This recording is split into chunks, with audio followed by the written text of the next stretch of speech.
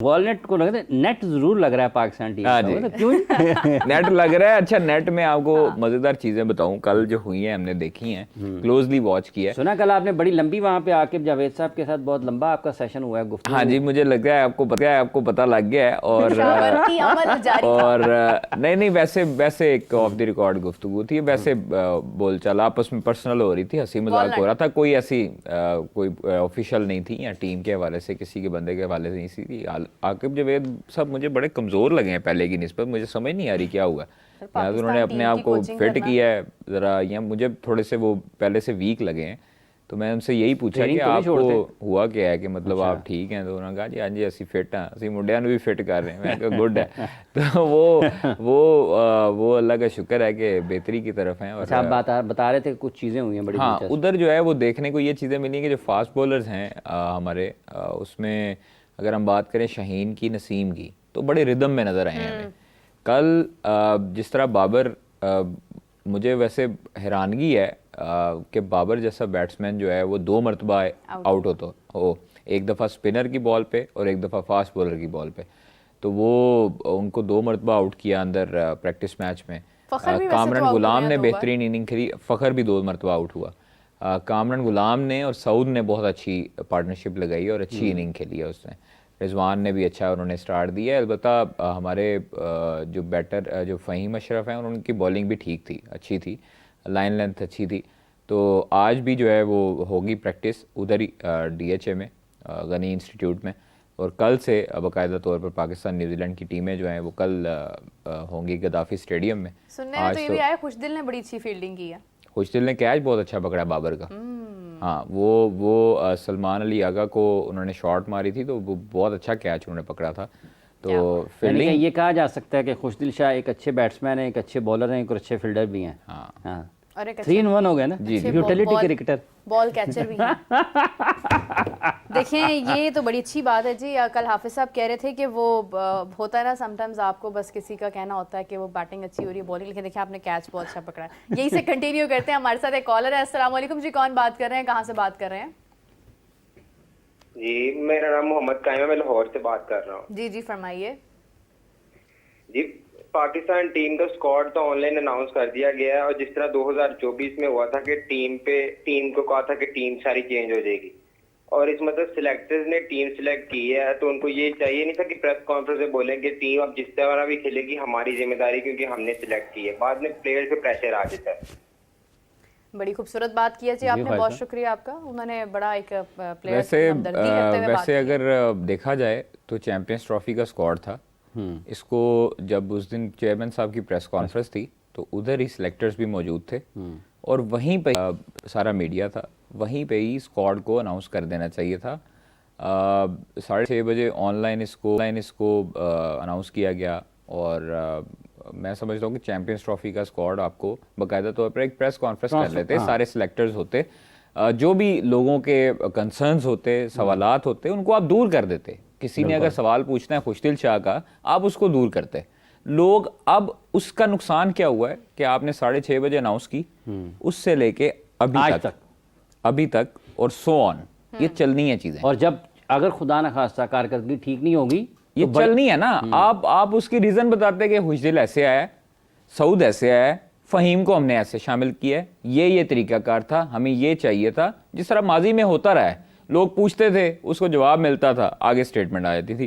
अब लोग क्या कर रहे हैं, अब वो जो ऑनलाइन आपकी ऑनलाइन जो टीम अनाउंस हुई है, उसके बाद से अभी तक जो है वो लोग ही अपने अपने मफरूज़ात जो बना रहे हैं, और उन पर मबनी जो है वो खबरें निकल रही हैं कि ये ऐसे आया, ये वैसे आया, खुशदिल को ये लेके आया, वो लेके आया, रिजवान के साथ दोस्ती है, वो फ़हीम जो है वो पॉलिटिकल आया। ऐसे आप फिर दम तोड़ जाती ना आपकी, हालांकि ऐसी कोई चीज़ नहीं थी, ना चेयरमैन इसमें इन्वॉल्व हैं पॉलिटिकल लिहाज से, ना सिलेक्शन कमेटी को पॉलिटिकल प्रेशर है, ना कोई चीज़ और है। आपने देखें, अगर फ़हीम अशरफ पहले भी खेलते रहे हैं तो वो क्या पॉलिटिकल लिहाज से खेलते रहे? बिल्कुल सही अगर बात किसी है, के दौर में भी खेलते रहे के साथ बिला वजह तो अगर उनकी परफॉर्मेंसेस अगर वो खेल रहे हैं। साथ कादिर कतई कलामी की माजरत चाहती हूँ, इसे कंटिन्यू करते हैं। अस्सलाम वालेकुम जी, कौन बात कर रहे हैं, कहाँ से बात कर रहे हैं? जी वालेकुम अस्सलाम, मैं हाफिज हसनैन नवाज बात कर रहा हूँ अब्दुल हकीम खानेवाल से। जी जी जी, फरमाइए। जी, मेरा क्वेश्चन ये है कि क्योंकि आईसीसी ने 11 तारीख आखिरी है, स्क्वाड में चेंजिंग हो सकती है, तो क्या हमारे स्क्वाड में तब्दीली हो सकती है? क्योंकि कादर ख्वाजा के पास वो जो फास्ट है ना, कोई ना कोई खबर होती है उनके पास, तो यही मैं पूछ रहा हूँ कि क्या कोई सुफियान मुकीम की वापसी हो सकती है? क्योंकि हमारे पास एक ही स्पेशलिस्ट स्पिनर है, इब्रार अहमद। बिल्कुल सही है, बहुत शुक्रिया आपका।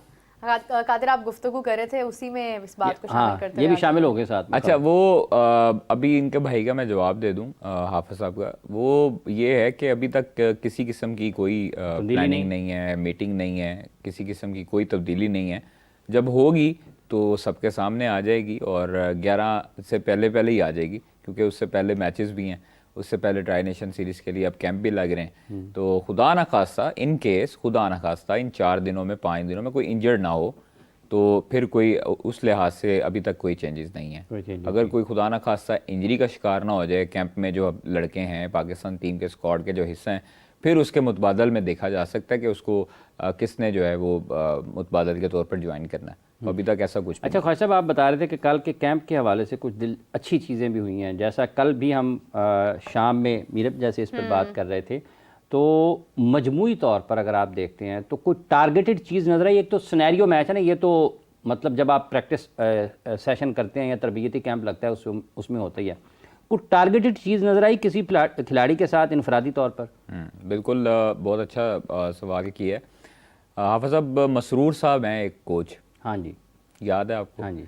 उन्होंने मैं कल जो है, मैं अगर उनका नाम ना लूँ तो ज़्यादती है, उन्होंने इनफरादी तौर पर जो काम शाहिद असलम किसी दौर में करते थे, इनफरादी प्लेयर के ऊपर वर्क करना, जिसको लैक कर रही है जिस चीज़ पे, वो उसकी ठीक करवाना। ठीक, जो हम कहते रहे हैं अपने प्रोग्राम में भी कि एक प्लेयर है उसकी अगर बाबर कर रहा है, अगर वो शॉर्ट पिच पे या पुल शॉट पे शॉर्ट मिड विकेट है खड़ा है, वहां पर कैच आउट होता है या अंदर आती बॉल पे फंसता है, तो उसको कैसे दूर करना है, ये कोचिस का काम है। तो कल मैंने अपनी आंखों से ये देखा है कि नेट सेशन में अलहदा से उन्होंने सलमान अली आगा को, उन्होंने फ़हीम अशरफ को, फ़खर जमान को, बाबर आजम को और मोहम्मद रिजवान को, ये इनफरादी तौर पर मसरूर ने जो है वो वहाँ पर प्रैक्टिस करवाई है और वहाँ पर उनकी जो खामियां थी उनको दूर करने की कोशिश की। और कई हद तक मुझे नज़र आया कि बाबर जो अंदर आती बॉल पे स्ट्रगल करता था, कल उसने शॉर्ट पिच की प्रैक्टिस की, अंदर आती बॉल की प्रैक्टिस की और पुल मारते हुए दिखाई दिए। और वो पुल जो है जिस बैट से मारे थे वो फ़खर जमान का था। तो वो मेरे ख्याल से उन्होंने, हो सकता है कि वेट का हिसाब हो कि भारी वेट से ज़रा थोड़ा सा प्रैक्टिस करनी थी, तो वो फ़खर जमान के बैट से वो प्रैक्टिस कर रहे थे। और फ़हीम का भी उन्होंने जो थे जगह डिपार्टमेंट कमज़ोर थे वहाँ पर उसको बेहतर कराने की कोशिश की, हार्ड हिटिंग भी करवाई, कवर्स पे भी खिलाया, लेग ऑन साइड पे भी खेला, स्ट्रेट भी खिलवाया। तो ये अच्छी चीज़ है कि आपके कोचेज़ जो हैं वो पर्सनली तौर पर, और इसका जो क्रेडिट है वो आपकी टीम वर्क पे जाता है ना, आपके हेड कोच पे, आपकी बाकी जो लोग मतलब ये आपका ये मानना है कि ये डिज़ाइन की गई चीज़ें, ये डिज़ाइन की गई हैं। मैं मतलब हम लोगों ने पहले इस तरह इंडिविजुअल जो सेशंस होते थे प्लेयर्स के साथ वो बड़े कम देखे थे, क्योंकि हम जो है वो ख्वाजा साहब आपने कहा कि इस तरह के इंडिविजुअल सेशंस हमने बड़े कम देखे हैं, लेकिन जो कॉलर्स हैं वो कम नहीं है। एक और माशाल्लाह। अस्सलाम वालेकुम जी। जी अस्सलाम वालेकुम, कौन सा मोहतरम? जी फरमाइए मोहतरम। सर मेरा सवाल ये है कि सब लोग फ़हीम अशरफ पर बात कर रहे हैं, ख्वाजा साहब पर क्यों नहीं बात कर, उस पर क्यों नहीं बात कर रहे, उस्मान पर? जी ठीक है, मैं कहीं ख्वाजा साहब पे क्यों बात कर रहे हैं? उन्होंने जुमला पूरा कर लेते हैं कि ख्वाजा साहब उस्मान पर बात क्यों नहीं कर रहे। बहुत शुक्रिया आपका जी। जी ख्वाजा साहब। हाँ, वैसे देखिए बिल्कुल वैलिड क्वेश्चन है उनका। मैंने फिर आपको वही बताया ना हाफिज साहब कि ये वाली चीज़ें आती रहेंगी और ये वाले सवालात हमेशा होते रहेंगे कि ये क्यों आया, वो क्यों नहीं आया, इसको शामिल क्यों नहीं किया, उसको क्यों नहीं किया। तो वो ये चीज़ें जो हैं वो फिर आपके सामने हैं कि चलती रहती हैं। और अब जो है वो उस्मान का बेसिकली आप देखें, हसीबुल्लाह शायद जो हैं वो इंजर्ड हो गए थे और वो इंजरी का शिकार जब हुए थे हाथ का, तो वो ठीक उनका रिहैब स्टार्ट हो गया। लेकिन अब जो मुकम्मल तौर पर एक ऑप्शन हमारे पास मौजूद थी, उनके पास जो फिट एक बैटर था, वो उन्होंने थोड़ा सा उनको तरजीह में शामिल किया कि उस्मान खान को हम शामिल कर लेते हैं। काफ़ी पाकिस्तान के साथ अभी चल रहे हैं, खेल रहे हैं, तो वो एक हो सकता है कि उनके जहन में वो भी हो। आपके पास विकेट कीपिंग में ऑप्शन जो थी वो आपके पास रुहेल नज़ीर भी थी, और उसके बाद अब आपके पास ऑप्शन विकेट कीपिंग में कौन आती है, तो इसलिए फिर उस्मान खान को उन्होंने as a wicket keeper, spare wicket keeper के तौर पर शामिल किया उसमें। इजाफी विकेट कीपर। लेकिन ये है कि परफॉर्मेंसेस भी तो कुछ होनी चाहिए ना, बिल्कुल। मतलब आपने देखें, सिर्फ- परफॉर्मेंस, इंसानियत, आपका अखलाक वो साइड पे, जब आप टीम के लिए हैं तो फिर आपकी परफॉर्मेंस काउंट होगी। प्रोफेशनलिज्म। फिर यहाँ पर आपके कोई स्टाइल इसीलिए काउंट ना- नहीं होंगे कि आपने कितने की जेल लगाई है, कितने की आपने घड़ी पहनी है, क्या शर्ट पहनी है, कौन सा ट्राउजर, कौन से शूज़ पहने। आपने फिर अंदर परफॉर्मेंस देनी है, तो फिर लोगों ने आपकी परफॉर्मेंस के लिहाज से आपको जांचना है और फिर आपको नोटू आने लेकिन फिर अगर बाद तो में। आप एक्टर हैं ना, अगर आपने एक्टिंग करनी है तो फिर आप किसी को आइडियलाइज करके उसकी तरह दिख सकते हैं, लेकिन अगर आपने परफॉर्मेंस देनी मुझे है एक तो फिर तो- एक माजरत आपकी बात कर, मुझे नहीं, कल नहीं, ना एक बंदे ने क्वेश्चन किया, उन्होंने कहा यार ख्वाजा साहब मुझे ये बताएं कि आज तक हमने ये सुना हो कि विराट कोहली इंजर्ड हो गया प्रैक्टिस सेशन में।